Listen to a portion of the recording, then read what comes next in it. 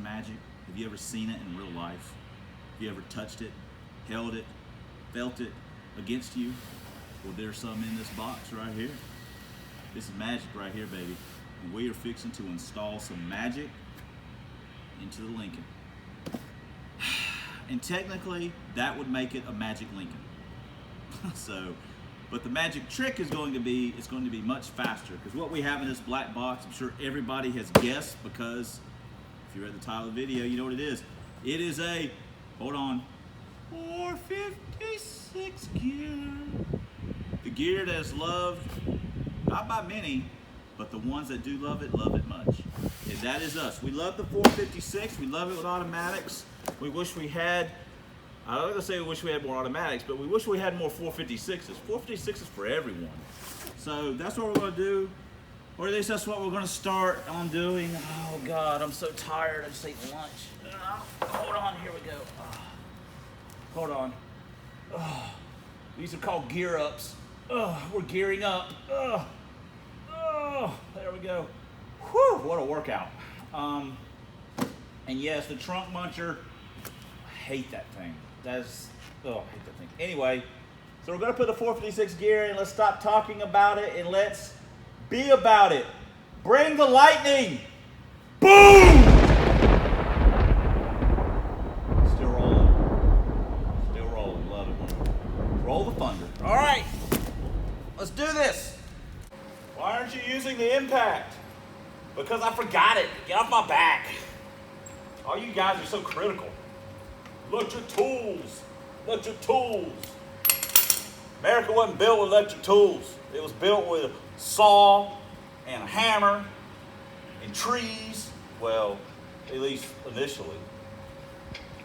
So, the Egyptians built pyramids without electric tools. I mean, they had aliens help them. I mean, but don't, you know. So guys, get off me about the electric tools. Look at that. That right there, that built character. Yeah. Hold on. Woo, man, that thing smells freshly burnt. Like it. Okay. I'm gonna take the other one off without electric tools. It's like an extension of my arm. It's a weapon. Okay, we took the tires off. Now one of the first things we're going to do is we're going to break the drain plug loose from the rear end. You don't want to get everything all pulled apart and then find out that the drain plug's being very difficult. It's on the front of the rear end. Don't mind my hat. It is actually a Lincoln center cap. But we want to break that loose first if we can. That happened to me on the van. We actually had to drill the cover and put a plug in it and put an O-ring on it because we could not get that thing loose. So we're gonna break that loose first. Oh, thank you. Damn, that's loud. Okay. Okay, I said drain plug, I incorrectly stated that. It is actually the fill plug, but the fill plug came loose. No problem. I think the Lincoln wants the gears. So I've got me 12 millimeter damn metrics, and I got a stubby one too, just in case the big man needs a little help. Anyway, so I'm gonna get out there and break the drive shaft loose bolt. Bolt's loose. We'll drop the drive shaft down. Man, I should have done it down there where I had access to the impact. That's all right. Whataburger. We'll break it loose and we'll tighten it back up. We don't need no impact. Hell with that. So, all right, let me get under here and let me see what the situation is. The good news is that bolt was tight. Oh, wow. Come on. There we go. Put that Whataburger into it, son. Put that Whatabelly in it. There we go. Yeah, baby. Oh yeah, I'm feeling it now. All right, I gotta roll the drive shaft around a little bit so we can get some leverage. We got them out. Hey, it's the small victories that help promote you forward in a project. You're like, yeah, I did that. Yeah, let's keep moving. That's how you take the hill, man. You don't take the hill by being at the top. You start at the bottom and work your way up each little dirt clod. I like that. Now we're going to go ahead and try and break our pinion nut loose. It's 1 1/16" socket. And we've got our breaker bar and our cheater bar. And we got our parking brake on. That may not be enough to hold it. We may have to take the cover off and jimmy it with the carrier to get it to come off. So, wow. Huh.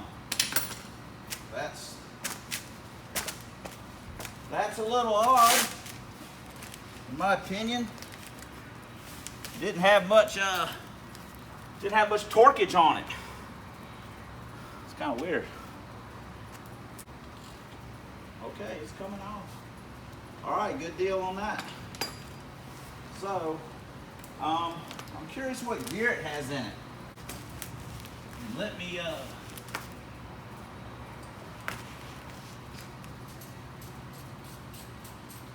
take this bolt out.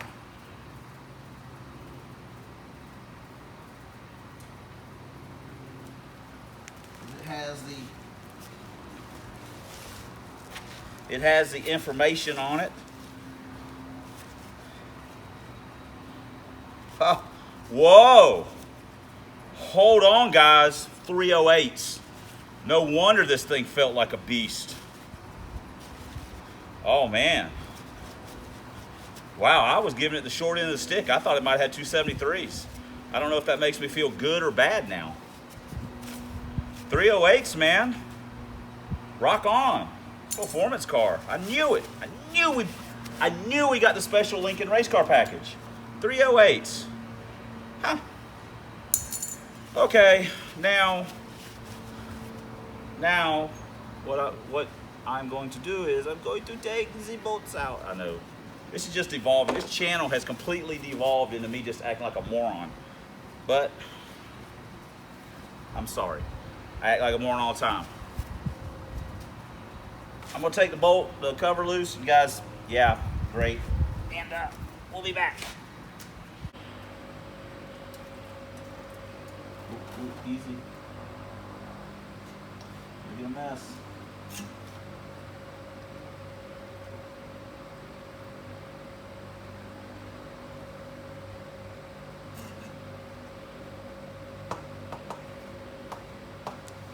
All right.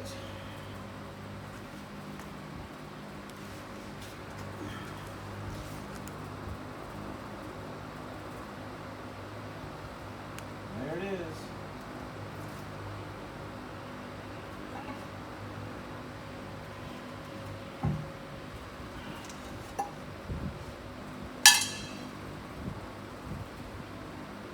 Hell yeah. Hell yeah. Don't worry guys, I'm not gonna break into a break dance. What's funny is who knows when these videos will come out if you've actually seen that video. No. Alright. Let me huh.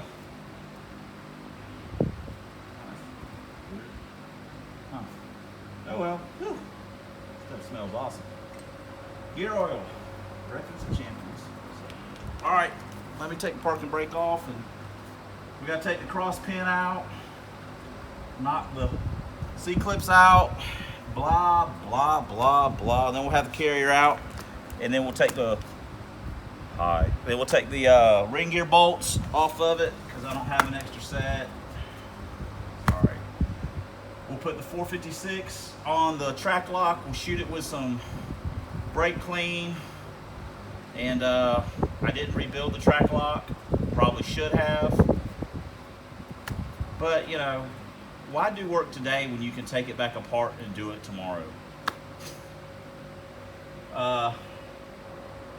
So yeah, This is one of those things with poor planning, poor scheduling, and motivation. When motivation strikes, sometimes you just got to go with it. And since my juices are flowing on this, I got to keep with it. I can't stop.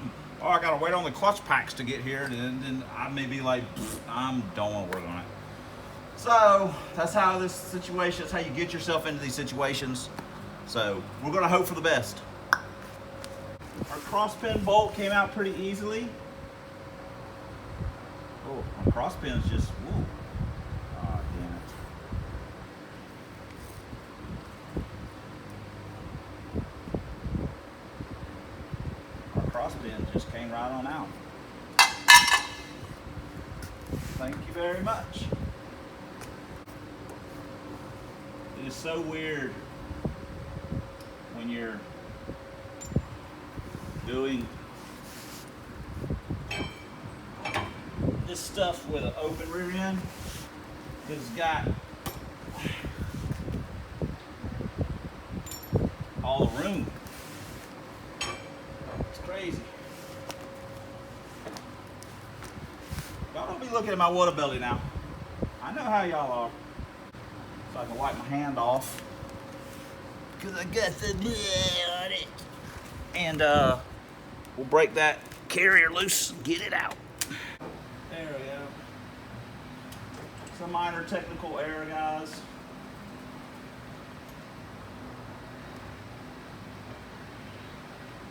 Now we're also going to do something else.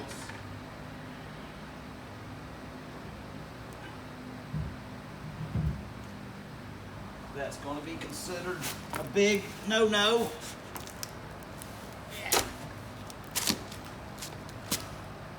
We're also going to we're going to reuse our bearing races. Now that is a no-no. Don't do that. We don't drive this car every day. We're not going to drive it every day. If something happens to it, we don't even plan, honestly, long term, of keeping the 28 spline in it. At some point, that's going to have to be changed out. But we'll burn that bridge when we get to it. But until then, we're just doing it cheap and just screwing around. So there's never enough time or money to do it right. There's always money to do it over. You guys know that. I've said it 100 times. And that's what we're doing. Now we just got to get the pinion out, and boom, be ready to start putting it back together. All right, there we go. It's all out. Now we're ready to go back in. Good stuff. I also need to I need to measure the shims. Carrier shims. See where we're at. And we'll take the pinion bearing off. We need to measure the crush sleeve. We need the ring gear bolts. Okay. Yep, that's it. Let's get to work. All right, we just measured our shims. This 426. Okay. All right.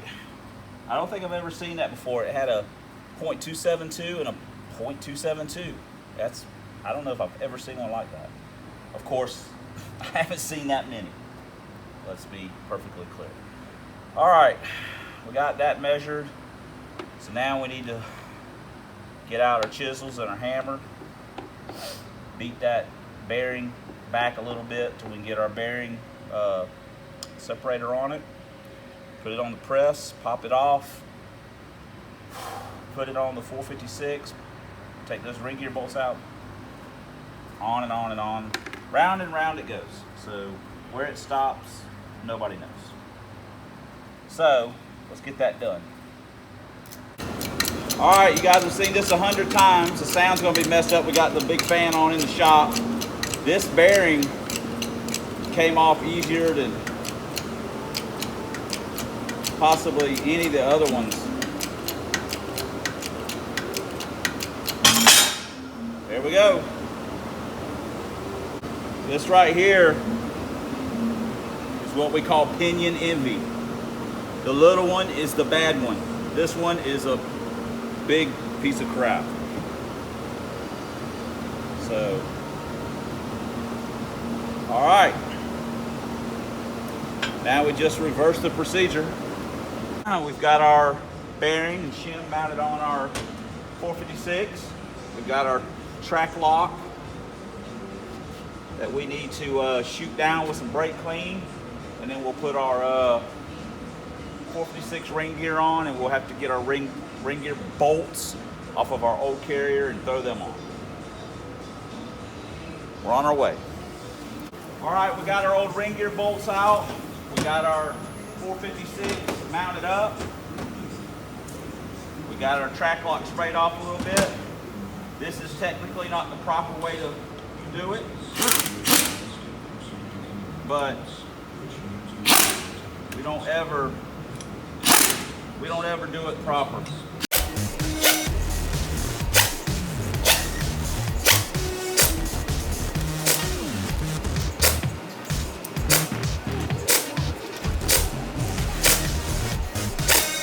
Now,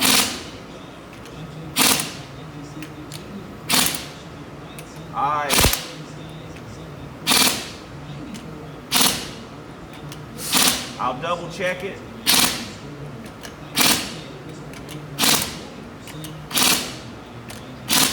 When it's in the car.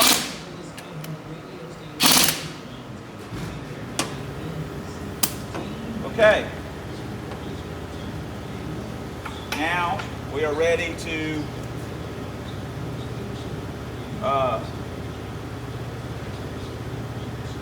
try and fit that back in.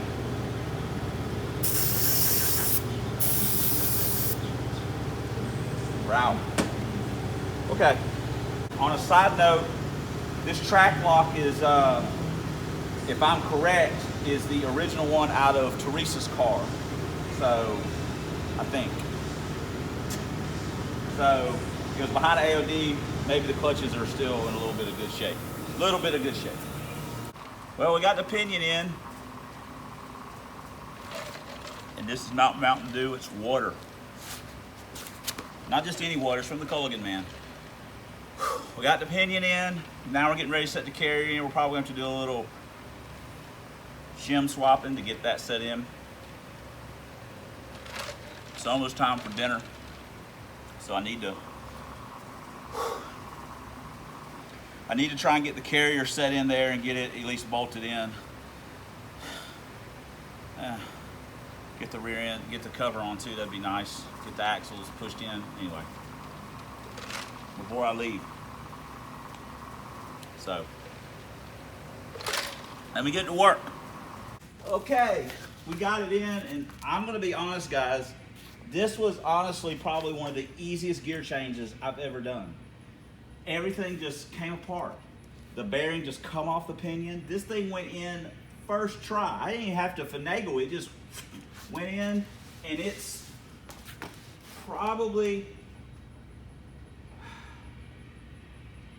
probably a couple of thou loose, but as easy as it went in, once we put the fluid in it, yeah, it's, I don't know, I might try and tighten. Let me look at my shims. I might try and move it a little bit. Let me see what I got. If I don't have anything, I'm gonna leave it. Okay, guys,